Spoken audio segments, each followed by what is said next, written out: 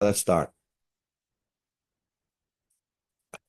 Hi, Alan. How are you? Okay. Um, okay, so let's start. Today's daf is Masechta Sanhedrin, daf Ayin Beis 72.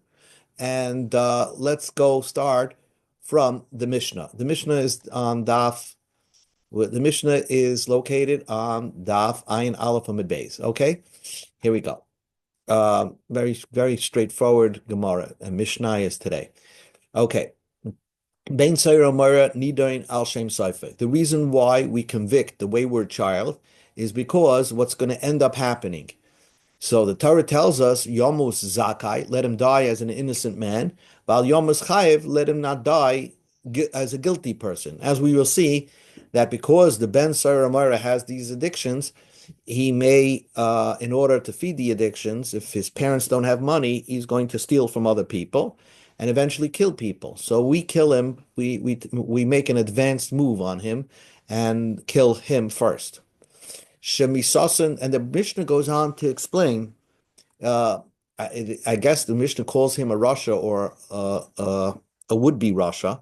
Shemisasan shel Rashaim, the death of Rashaim, people who kill, Hano lehen, it's good for them because they can't kill any further. V'hano la'olam, and it's a benefit for the world. A benefit for the world. Yeah, because hi, Sheldon, we just began the Mishnah. Hi, can you just interrupt? Could you just Eli Nishmas, Avram ben Shmuel, my father's yahrzeit tonight? Yes, Lili Nishmas Abba ben Shmuel. Yes. Yes, we should learn. Thank you. We were also learning. We actually mentioned that we're learning for the Bibas family. So Mm-hmm. just was watching the that that Lavaya. yeah, wow, very Terrible. that. Yeah, Terrible. it's the speech. If you get a chance, just look up the speech. It was very moving. They will. Oh, Okay. Ben Sara Mara, let's start the mission again. Ben Sara Mara, the reason of a Ben Sara Mara, Nida Nashem Shaifai. We punish him because of what's going to end up happening because of his addictions. He might kill somebody. So we tell the parents, Yomozaki will kill this Ben Sara Mara as an innocent person. Val Yomos Chayev, let's not kill him when he's already killed somebody. Shemisosin Sharashayim, the death of a Rasha, Hana lehen, v'hana la'olam, is good for them because they can't kill other people, they can't do any more harm. V'hana la'olam, because there's serenity in the world. Letzadikim, but a death of a tzaddik, the Gemara Mishnah says, ra lehen. It's not good for them because although they're in a better place in Gan Eden, but they can't do Torah mitzvahs. V'ra la'olam, and it's bad for the world. They don't have the merits by not being on this world. Their merits are not protecting the world, and also they're not on the world to inspire people. Yain v'shena, wine, or shena, sleep. The Rishoim, for Rishoim, hanolehen, it's good for them. First of all, they have an enjoy, and they get their reward on this world. The hanol oilam, and it's good for the world. Let them be busy with getting drunk in the bar.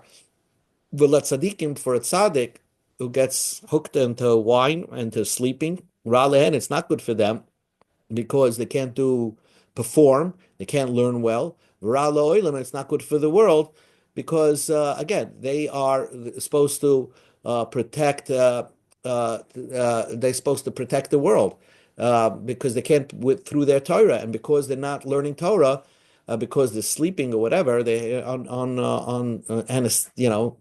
anesthesia, so to speak. They can't arrest the evil, the tragic, the tragedies that can befall on the world. Pisa the Rishoim. If Rishoim lives separate if there's fights amongst Rishoim, that's a great thing. Hano lehem, hano lo'olam. It's good for them and good for the world because they're so separated from the shasha. There's no achdus. They can't, get.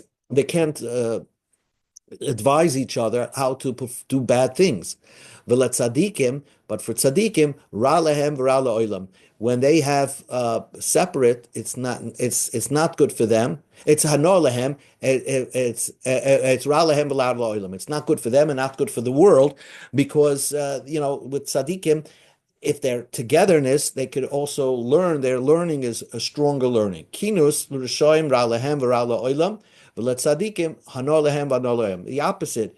If there's achdus amongst Rishoyim, it's bad for them and it's bad for the world. They'll do terrible things. And if there's achdus amongst tzadikim, hanor lehem, it's good for them, and hanor la'olam, it's good for the world. Sheket, if there's serenity, l'rishoyim to evil people, so then they busy themselves with evil things. Ra lehem, ra la'olam. L'tzadikim, if there's serenity for tzadikim, hanor lehem, they have good. It's good for them, and hanor la'olam, it's good for the world, because they could learn more, they could do more Torah mitzvahs, and therefore it's a benefit for the world, so that there's protection in the world. So bottom line is, whatever's happening in the world, it depends for who. For Rishoyim, it might be bad or good, and for Tzadikim, it might be bad or good. Let's do the Gemara. Tanya, we on Daf Ayin Beis Amud Aleph. Let's make it bigger. Tanya, we learned in a brisa. Rabbi Yossi Aglili Omer, Rabbi Yossi Aglili says, V'chibnei ma, v'chibnei she'ochel zeh tatema basa v'shosa chatzi lug yayin. Because this person ate a tartema basar, a certain amount of meat, and he drank a half a lug of wine, a talki of Italian wine. Amr Torah, the Torah says, Yetzi lebezin lisakal. That's why we stone him. What did he do wrong? El higia Torah seif daita shel ben Torah. The Torah reached the end of the road of what could happen with the ben Moira. That means what's the extreme point of his mind? Shesoif at the end, megama nichseyavet, because he stole so much from his father doesn't have any money to feed his addiction. Umavakish limude, and therefore he's constantly searching his addiction.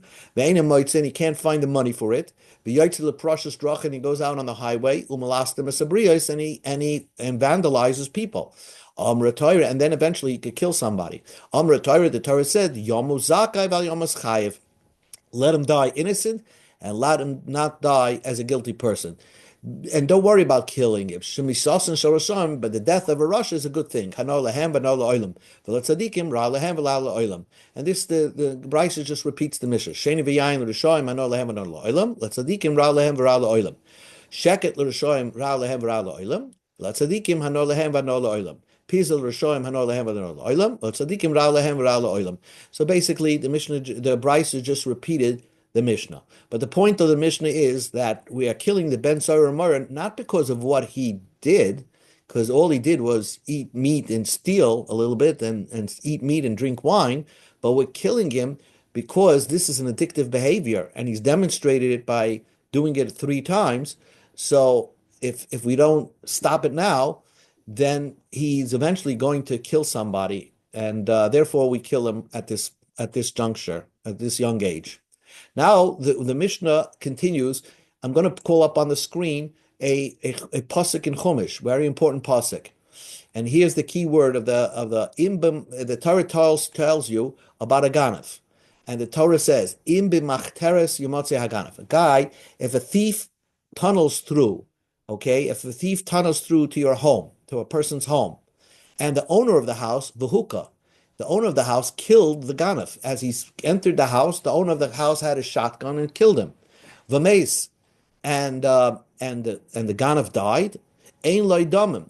Then there's no blood guilt in this case. Why? Because we're going to learn why. But basically, the Torah understood that the ganaf, if you don't kill him first, he would have killed the owner of the house, because he knows the owner of the house is going to stand up to protect his property. And therefore, the Ganav probably came armed, and he had in mind to kill the owner of the house. So there's a din that if somebody tries to kill you, you should take the first move and try to kill him. Im zarcha, now the Torah says, Im zarcha hashemesh olav. Let's say the sun shone upon the Ganav. And what does that mean? That it's clear to you that this Ganav is not trying to kill you. Now, which Ganav wouldn't want to kill its owner? Let's say a father is stealing from his son. If a father is stealing from his son, so then the son, who's the owner of the house, has no right to kill his father, because he knows his father, in the worst case, will never kill his son, even if he's not successful. So if the owner of the house would kill the son, damim loy, then he's blood guilty. Shal misham loy mein loy v'nimka b'gnei vasai. So now that's what we're discussing over here. Haba b'machteres, now we go into the Mishnah. Haba b'machteres, if a ganav tunnels through a home to steal, Nidam, we kill him, al shem soifai, because we know what's the end going to happen. We're going to discuss that. We just discussed that.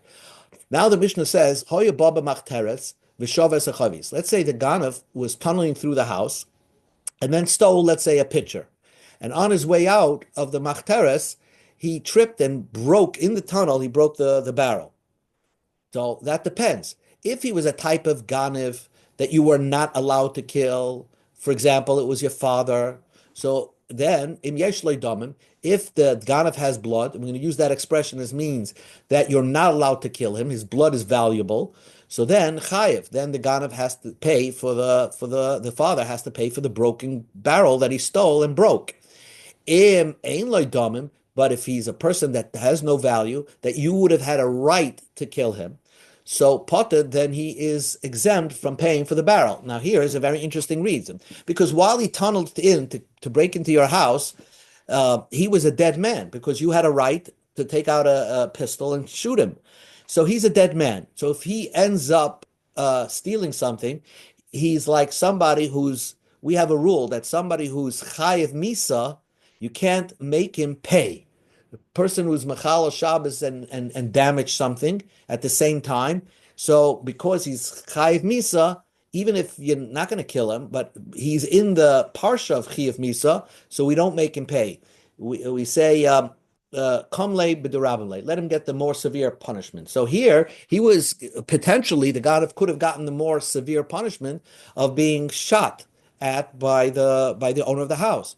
So therefore, if he stole a barrel, and like on his way out, he tripped and broke the barrel, since he was a dead man anyway, we let him get away with it, and he's exempt from paying from the barrel. Amar Rava explained, my time at the machteres, why is it that a person who comes through the tunnel is a ganef that you're allowed to kill? Chazaka, and the Gemara is going to explain, by the way, it's any ganef that breaks into your house, you're allowed to kill him. Chazaka, we have a rule, ein odem mamed al atzmai. A person, an owner of a house, will not stand by while somebody's stealing his hard-earned money. There was no insurance those days. So Vahai Meima Omar, so the Ganav says to himself, I azilna, I know if I break into the house, koil apay v'leishavikli, the owner is going to stand up against me. He's not going to allow me to steal something. The koil apay, but if he does so, katlina le, I'm going to kill him. So the Ganav has a mindset that if he's not successful, he's going to kill the owner of the house. So therefore the Torah said right here, if someone comes to kill you, you go and kill him. Amar Rav. So now Rav said this amazing novelty. He said, a guy comes through the tunnel and took vessels and then went out. So he broke into your house, took the vessels, he took the kalim and then took it home, and now owns the kalim. Potter, he doesn't even have to pay it back. Now, l'chayra, even if he's a dead man, but that's your vessel in the ganav's house. So we say he's potter. My tama, what's the reason? Barav says bidom and kananui. His blood bought it. In other words, you had a right to kill him. He got away. He broke into your house and stole the vase, and then ran out of the house. He's allowed to keep the vase. Amar Rava, but Rava disagreed with Rav. He says, Mistavra Milsa de Rav Sheshibar. I think Rav's idea is that the Ganav only doesn't have to pay if he broke the vase. The Lesnayu, it's not here. Avanotel, but he took it, and it's still in the world. We don't say that he doesn't have to pay it. I mean, we'll go into the Ganav's house and take the vase back. But Rava said, him, I swear to God, Rav did say, afilinoto. Even if the Ganav took it and it's in the Ganav's house, he doesn't have to return it. And the reason of Rava is explaining, let's say if he's somebody that you were not allowed to kill. The example is the father. Vinensu. And let's say the father stole something. He stole the vase, and what happened? Some oinus happened to it. Some mishap happened to the vase, and it broke. Chayiv, the father is still obligated to pay. Alma, so we see from here, Birshusei kaim, it really belongs to the ganef, because we don't exempt him from oinsim like a regular shomer, and therefore it's really the ganefs, and therefore he owes money to the nignav, the one he stole from, which is his son. So also over here, if he was a stranger that was stealing from a person, really, as soon as he stole it, Birshusei kaima, it belongs to the ganef. So again, Rav said that if you steal a vase and you were a person that the owner could have shot at, and you got away with the vase, you're allowed to keep it. Velohi, Rava says, I totally disagree with it. If it's here in the world, if the vase did not break, then we will come get it back. Ki akimna rachman b'shosai, when there's something Torah make it the ganevs that he doesn't have to pay back, linyan onsin. If something happens to the item, the ganev has to pay it back. Avalini mikna, but to be call it his item, to acquire the item, birshusei demare kaima, it really belongs to the original owner.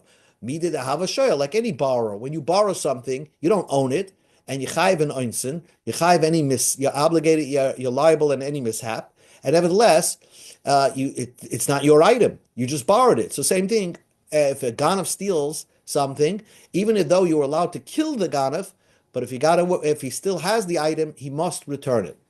Tanan, so we learned in a Mishnah, the Gemara is going to ask against Rav. Baba Machteres, the Mishnah says that if someone comes into the tunnel, Vishiber Sachavias, Yesh Loi Damim Chayev, Ein Loi Damim, Potter. The Mishnah says that if it was somebody whose blood is valueless, and he broke the barrel, he's not obligated to pay. So if you think about what the Mishnah is saying, Tama the Sheba, the only reason why the Ganav is potter from paying is the Chi Ein Loi Damim Potter, the Sheba, only because he broke it. That's why if he broke it, then we let him get away with it. Honatal, but if he actually still has the barrel, Loi, we don't say he's not obligated to pay, he would have to pay. So this Mishnah, our Mishnah, doesn't seem to agree with what Rav said. And says the Gemara, who adin, we can say also, dafila natal nami. Even if he took it, he would be obligated to pay, but he would be allowed to keep it. That the Mishnah says only if you broke the chavias, you're not obligated to pay. Kamash malam, it's the chiddush is on the other point. The chiyesh damim, if it was your father that stole, afagav the shiber, even though he broke, so therefore it was a mistake. Namechayev, the father was obligated to pay, because he was a person that you were not allowed to kill, and therefore he's just a ganef. So if he broke it, he's chayev to pay. Said the Gemara says Pshita Mazaku, he's a damager. Why shouldn't the father have to pay? He just damaged somebody's barrel. So the Gemara Mishnah says, the Mishnah is trying to teach you, even if the father had no intention to break the barrel, if he broke the barrel, he will be obligated to pay. So the Gemara says, "My kamashma, what's that a novelty? If he broke the barrel unintentionally, he would have to pay. Adam muad la'olam, a person that does damage, no matter even if it was unintentional, muad la'olam, he's still held responsible. Tanina, we learned that in Baba Kama. Adam muad la'olam, and Adam is always held responsible. Bein b'shoigig, whatever he does by accident, bein b'mezid, on purpose, bein ba'oinus, he was forced into it, bein b'ratzon, he willingly did it. So what's the novelty of our Mishnah? Kasha, this is a difficult way to explain our Mishnah, but Rav seemed to say this is enough to explain our Mishnah, so it's not a question against Rav. Now the Gemara asks a question against Rava. Masav Rabbeinu Barabaya, Goynif Kis b'Shabbos. The Mishnah says if you steal a wallet on Shabbos, so you lifted the wallet, so you're chayiv. As soon as you lifted it from somebody's house, then you took it out to the street, chayiv. You chayiv misa, and you would have to pay back the wallet. Because first you did the geneva, and then you did chil Shabbos by carrying it outside. Therefore, you have first the obligation to pay, and then you get the iser skila. But if you were just schlepping out the wallet, pulling it away outside, potter, then you're not liable to pay. Because when did you actually steal it? You didn't lift it up. You just put it in your hand, let's say below 3 tvachim, and just like, put it very close to the ground. Issa Gneva, the Issa Skila Boin Keechad. The Issa Gneva and the Skila came at the same time. When you took that from the property, the owner's property, to the Rishus Harabim, at that time the Gneva happened, because you never really lifted the wallet off the ground. You just, kept it very close to the ground. And so when you put it in your hand below 3 tvachim, and you carried it, so to speak, you schlepped it outside. So then the Issa Gneva and Issa Skila came at the same time. So we see from there that you're obligated to pay the wallet back, because it still exists. So same thing over here. Even though you are a person that's required, that gets the death penalty, if the vase is still here because you were machteres, you would still have to pay back the vase. Answers the Gemara, the answer to that question is, it's not a question against Rava. The Shadina Benar, the reason why you're not obligated to pay back, because the Mishnah says you're potter, is only because the wallet is not here. The potter, you're exempt from paying it back because the wallet is not here. So the question was, why are you exempt from paying it back? You should have to pay it back. The answer is because the wallet is not here. Concludes the Gemara. Rava iganvu le dichra de b'machtarta. Somebody stole animals through a tunnel from Rava. So the animals still existed. So according to Rava, you have to give me back my animals. Ahadrinin le. So the Ganef wanted to give back the animals to Rava. The loy kablina. Rava didn't want them anymore. Omar, he said, Hoyel v'nafak mipumi de Rav. Even though I disagree, but since Rav said that the Ganef is allowed to keep the animal, I have to let him keep it. Even though Rava paskin differently. Turn to Rabbanim. The rabbis taught, Ein loy damim zarcha shemesh olav. V'chi hashemesh olav belvad zarcha. What does it mean? If the sun shines on this man, he doesn't have blood. Only on him the sun shines. Ella, the Mishnah is teaching you, sun shining on somebody is like a euphemism. It's like in a mashal that you're clear about something. So the brisa, one brisa is going to give you guidelines. When are you allowed to kill? When are you allowed to burn against the guy? If you're clear as the sun, that this person is you have no peace with him. Hargeyu, kill him. Vimlav, if you're not sure, al targeyu, don't kill him. So the key is you have to be sure that he's out to kill you. If you're not sure, then don't kill him. But listen to this closely. Tanya idach, im zarcha shemesh olav domuloi, v'cheh shemesh olav bilbad zarcha. Did this? So Ella, this brisa says, im bar lecha kashemesh yesh lo shalom imach al targeyu. This brisa is the opposite. If you're sure he's not going to kill you, then don't kill him. Vim lav, but if you're unsure if he's not going to kill you or kill you, hargeyu, you're allowed to kill him. So kasha stoma. So this brisa is a contradiction to the previous brisa. What if you're unsure if the guy's going to kill you or not? The previous brisa says al tahargeyu, don't kill him, and the second brisa says you are allowed to kill him if you're unsure. So how do you square off the two brises? Answers the Gemara like kasha. It's not difficult. We go to Amud Beis. Kan ba'av alabain. A father to a son, you should always, even if you're not sure he's going to kill you. Let's say the son is the owner of the house, and the father's coming. Even if the son is not sure, maybe his father is on some drugs or something like that, and the son is not sure, maybe my father will kill me, but he's not 100%. The son has no right to kill the father. Kan beben alav. But it's the opposite case.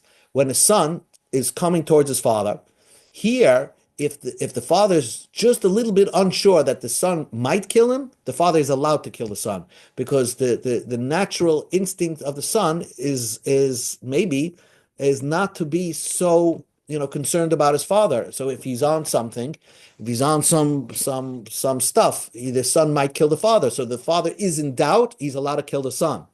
When the father is stealing from the son, and the son is in doubt what the father is going to do, the son is not allowed to kill the father. Rav said, "Kol de'osi Allah b'machtarta." Anybody who comes through tunnels through my house, katlina lei, I would kill him. In other words, maybe Rav was a gun holder, so he said anybody who would tunnel through my house, I would kill him. Lebar, except Rav Chanina bar Shela. Chanina bar Shela was a friend of Rav, and he was a tzaddik. So if I find him tunneling through my house, I know I'm not allowed to kill him because he would never kill me. My timer, what's the reason? Because Rab Chanina bar Shila is a tzaddik, he wouldn't kill Rav. But if the scenario is that you have him tunneling through to steal, so then he's not such a tzaddik. Ella, the truth is, despite that he would be stealing from me, Rav would say, I know that he would have mercy on me and like a father to a son. What you see is that it's very possible to have such a close friendship with somebody that he would have compassion on you like the father has a compassion on his son. So that's what Rav said, that if this person were tunneling through my house, Rav said normally I would kill a person. But if I know it's this guy, even if he's tunneling through to steal something from him, I would never kill him because I know for a fact that he would have compassion on me like a father has compassion on his son. Tanu Rabbanim. We'll do another 2 minutes and then we'll stop. Tanu Rabbanim, the rabbis taught, Damim loy bein b'choil bein b'Shabbos. Ein loy damim bein b'choil bein b'Shabbos. So the Mishnah says that if you're allowed to kill somebody, you're allowed to kill him even on Shabbos. If you're not allowed to kill him, you're not allowed to kill him on the weekdays or on Shabbos. Bishlam ein loy damim, if you're allowed to kill him, bein b'choil bein b'Shabbos, you're allowed to kill him on Shabbos. Itzrach. Why do I need to teach you? Because if someone tunnels in on Shabbos, I would think shakal taich lechamina. I would think mida hava ruge bezdin. Just like when bezdin haruge bezdin. Bezdin is not allowed to kill anybody Shabbos. The b'Shabbos like Katlin. Bezdin is not allowed to kill anybody on Shabbos. We learned that from Psukim. So I would think that if someone's tunneling through your house on Shabbos, you're not allowed to kill him. Kamash v'lan the Katlinin that you are allowed to kill, we'll call him a roidiv. Somebody who's trying to kill you, you're allowed to kill him on Shabbos. Eladamim loy. If you're allowed to kill him, you're allowed to kill him during the weekdays, you're not allowed to kill him during the weekdays and on Shabbos. So you're not allowed to kill him on Shabbos, and you're not allowed to kill him during the weekdays. So let's say a father to a son. So stealing from a son, the son is not allowed to kill him on weekday or on Shabbos. So the Gemara asks, "Hashta b'choil loy katlina le b'Shabbos mabay." You tell me during the weekdays you're not allowed to kill him. Of course you're not allowed to kill him on Shabbos. Rav Sheshes said, as Hagal. If while let's say he's tunneling through you, the father's tunneling through to his son, and then the tunnel collapsed on the father. So since you're not allowed to kill him, so not only that, you have to try to save his life to undo the rubble over there to try to save his life. You would think that since he's already on his way to steal from you, and you're not sure, maybe he would kill you. You should let him die. Kamash Malon, no, you have an obligation to try to save his life. Tana Rabbanan, the rabbis taught v'huka, and we learned in the Brisa that if you kill B'chol Adam, v'meis B'chol Misa Shatiyachal Misa, you could kill him. Anybody could kill him. It's not just the owner of the house. Very important point over here. That it's another minute. We'll stop. Another important point over here is that any person who catches even if he's not the owner of the house, if he catches somebody breaking through, tunneling through, he's allowed to kill the ganav. You can kill him any which way. Bishlam of Huka B'chol Adam Itzrach. Salka Daiter Mir Ba'alabayis who the killing owner Mama Atma Money. Aval Achaloi. I might think only the owner would try to protect his assets, and therefore the Ganav would try to kill the owner. But a strange person will not be allowed to kill the Ganav. Let's say a guest in the house. Kamash Malam, the Roidifu. We call the Ganav a Roidif, somebody who's trying to chase. Even somebody else is allowed to kill this Roidif, the one who's trying to kill. You can kill him, the ganav, any which way. Lamali, meretzeach nafki. You learn it from a retzeach. The Tanya bois yumas hamaka retzeachu. Ela b'misa hamur boy. V'nayim shat yochal amisa b'misa ksuba boy. Shat shoyla sim amisa b'chol misha shat yochal amisa. Talmud loima mois yumas mikol makon. So the Torah says by a retzeach you're supposed to kill him with the knife, right? A murderer. But if you can't kill him with the knife, then you can kill him like with chenek or skila. You just put him to death. So of course this ganav should be like a retzeach, almost murderer. So you should be allowed to kill him any which way. So why don't I learn it from the murderer that you're allowed to kill the ganav any which way? Shada Hasan, because by retzeach it says omakra moisumas. Says Gemara v'nig b'minei. Because you have two psukim teaching the same idea, that you're allowed to kill at any which way. The one who avenges a relative's death and the murderer himself, where Bezdin has to kill the murderer, and there the Pasuk says, kill them in any which way. So I might think a ganif, you're not allowed to kill. You have to kill him with a sword, a knife. Kamash malam, no, you're allowed to kill him with any which way you can. One more point, and then we'll stop. Toner Rabbanan, machteres, and this is the important point. Eili ela machteres, gaga chatzeva kapifa menayim. How do you know if the guy, makes his way through the roof or through the garden or through the backyard? How do you know he's still a ganif and you're allowed to kill him? Talmud Bavli Daf ganif. Wherever you find the ganif, mikol makom, no matter what, you're allowed to kill him. In Keimat Talmud Lo Machteres, why did the Torah says that he's tunneling through your house? Most